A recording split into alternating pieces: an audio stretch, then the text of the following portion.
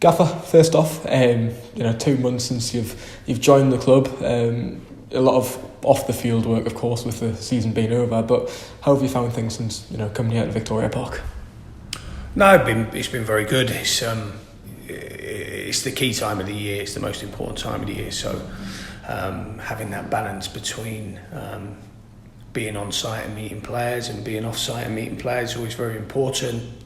The work Joe and I do with the agents and representatives of players, and the process, the interview process almost of what happens when we meet a player, is quite time consuming, but it's such an important facet of how this season's going to go. We get this wrong now, we get the season wrong. Especially that first week of you joining, very hectic. You had to sit down with the current squad, meet the coaching team, really introduce yourself to the stadium and everything along those lines as well. So how did you find that first 7 days especially? Yeah, exactly as you just alluded to. I mean, it's a crazy time when you join a club, a really crazy time, especially in the time that we did, where there's no grass work or there's no coaching to be done or teams to be picked. So it is really about getting to know everyone and trying to get off on the right foot. I think it's important that you lay down your expectations very, very early. What it's going to be like to work with me, what they can expect from me. And I think they're important parts.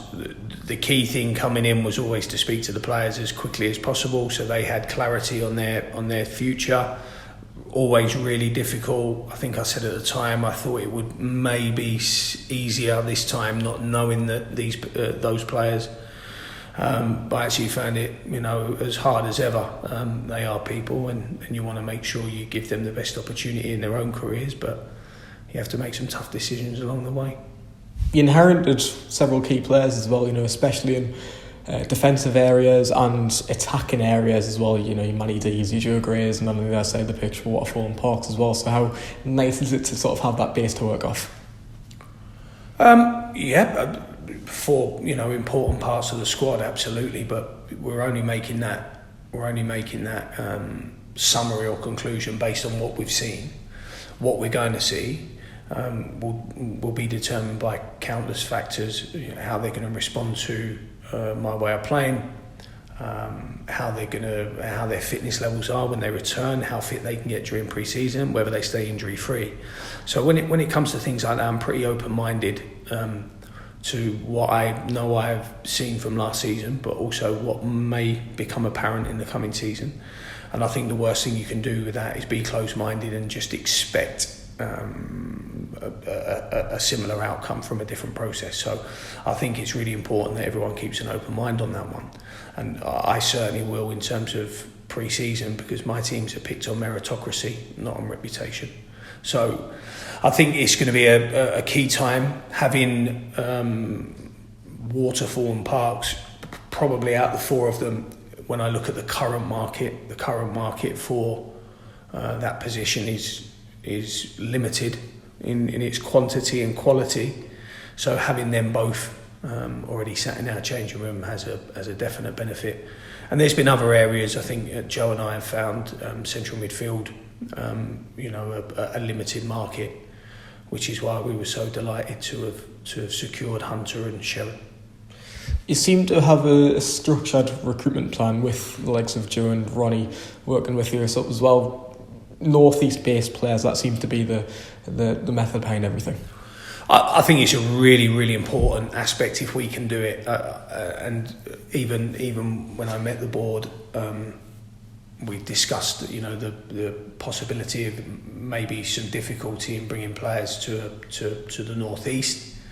I can only reflect on my time at a club similar in terms of its location being so remote in Yeovil. And at Yeovil I had players from all over the country, like Liverpool, Stoke, Wales, North East London. They really did come from everywhere. But I just thought that being from the south, I wanted to make sure the connection with the North East was as strong as possible. I didn't want to be one of those managers that came from the south and brought 10 Londoners with him. I really wanted to explore the possibility of recruiting local players who understand the region, players who understand the northeast culture of football, the tribality of it. I think it was really, I thought it was so important to get that. So to have done the work we've done so far with the connection to the northeast so strong is really pleasing for me. Yeah, 3 of the 4 signings who you've brought in are northeast lads. Nathan Sharon as well played in the northwest last year, but also they seem to have a lot of due diligence behind them. They seem like good lads off the pitch as well. Yeah, I think when you work, I've been really fortunate to work from the National League to the Premier League. When you work in the top divisions, you can really you can be so much more selective, really selective. I don't necessarily now, as an experienced manager, I don't necessarily subscribe to the whole good lads thing. The most important thing is that they do their job on a Saturday. I think that's the most important thing. I think if they're really good lads with similar values to myself, that will help accelerate the process of us maybe getting into a winning position. But I think the due diligence has to be around what they're going to do for us at 3:00 on a Saturday. And when I look at the Hunters and the Sherons, the workman-like players out of the 4, really committed players, top professionals, seem good lads. We'll soon see after a few size 9s up the backside whether they are still good lads. But they just bring that combativeness, that edge, that aggression to our play, and that's really what I wanted to try and do in this summer, was really try and change that gearbox of the middle of the pitch and just make it look and feel a little bit different. And we keep forgetting we've got a brilliant experienced player in Nicky Featherstone still with us, and hopefully Anthony will be fit come start pre-season. Just on them 4 lads as well, they've all got something in common. They've played a lot of games last year, regulars, and also they can fill in more than one positions. Charman and Campbell can play in different attacking roles, and Sharon and Hunter can play in midfield and do a job in defence as well. Well, first of all, I don't like working with huge squads. I really don't. So if we can have qualities and attributes in players that lend itself to other to other locations in a shape, then that's going to be a big positive for us. What I don't want to do is have to keep dragging players in. You can always determine the quality of the season you're having by how you operate in that loan market. If we're doing 100 loans to fill in gaps, then our recruitment over the summer hasn't been strong enough. So I think having those players that are able to move and manipulate a shape and create different angles in teams, I think it's really important. And then you get that commitment to always playing. And the one thing with players, they're pretty happy and pretty happy-go-lucky as long as they're playing games. So what I don't want is a huge squad with players just sat to the side. I'd rather have a really tight-knit group that is contributing weekly. You mentioned the loan market there and looking at other positions and whatnot. Is there any other areas you feel that you're really looking at and really nail down in pre-season to strengthen? Always. I think Dissarouve will need some support in some way or form. I think another wide player would be very good. Another central midfield player would be great, and we also need to work on the goalkeeping department as well, because we'll need another one at very least. So I think those key areas are important. But the pleasing thing is, if the season started tomorrow, I'd feel comfortable, confident that what we've got is good enough to start that winning process and start us off on the right foot. So I think we're in a great position. I really do. I don't think there needs to be a huge rush. We have got numbers in terms of squad. I don't think we're depleted in terms of quantity. But if we can add some real contributors to the squad, real contributors, goals, clean sheets, those types of players, you've always got to be looking for those. You've touched on Nicky Featherstone and of course Carl Dickinson coming in as well. And Carl coming in as assistant manager, but understand he's got some sort of fitness aspect towards that as well, and then Nicky as well, represented as a player. Can you just expand on those two? Yeah, I think Carl's a really interesting one because he's in a little bit of a niche because he's first and foremost he's a brilliant professional. I mean, wonderful to manage, charismatic, but very, very good to manage. So he brings that level and standard.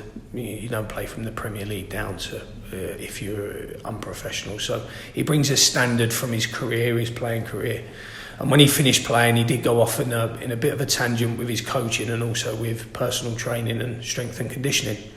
And what I've always found in my career is that the strength and conditioning role can sometimes be